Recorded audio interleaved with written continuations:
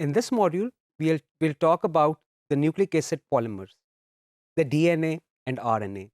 These polymers are responsible for carrying genetic information, and also this genetic information is replicated and passed on to the subsequent generations. Let's look at the structure of nucleic acids. The monomer which makes nucleic acids is called the nucleotide. It has three domains. It has a phosphate group. I'm going to highlight all these domains. It has a phosphate group.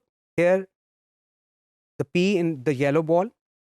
It has a sugar molecule, a pentose sugar. I have put an arrow on it, and a nitrogenous base. Now let's look at the structure of these individual components. Here is the structure of a phosphate group. It is basically phosphoric acid which forms a bond with the pentose sugar. This bond is also an ester bond because this bond is formed between an acid and an alcohol. Here the ribose sugar has OH. This phosphate group will form a bond with this hydroxyl group, this carbon carrying the hydroxyl group, and this is a ester bond. Nucleic acids have two types of sugars, pentose sugars, ribose and deoxyribose.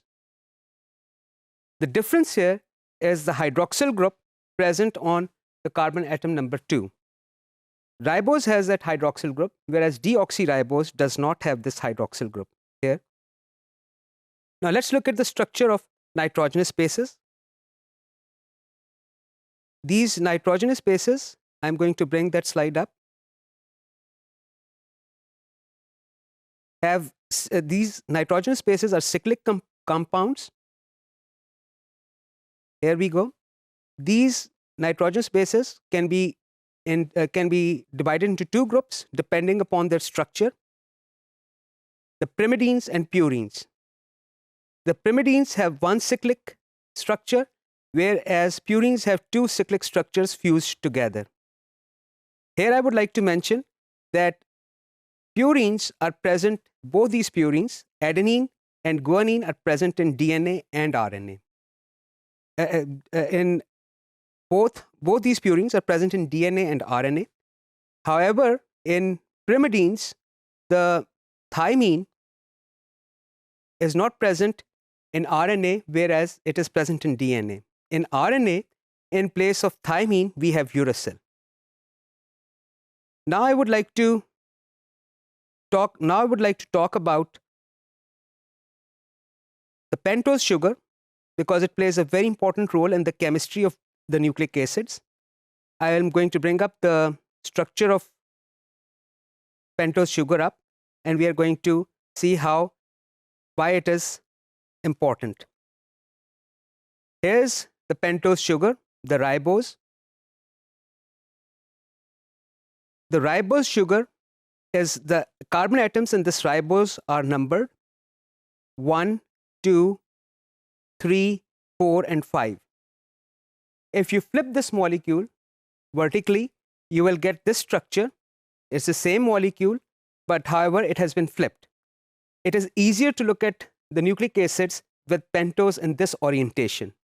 We can abbreviate this pentose in this form, where this is the carbon atom number 1, 2, 3, 4, and 5.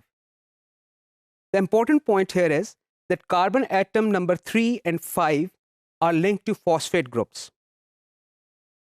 Phosphate group will form an ester linkage with two pentose sugars, and the nature of this bond is, again, as I said, ester linkage.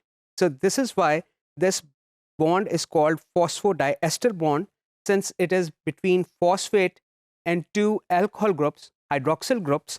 Therefore, it is called phosphodiester bond. This is the backbone of DNA. Please notice that the backbone of DNA is made up of alternating pentoses and phosphate groups.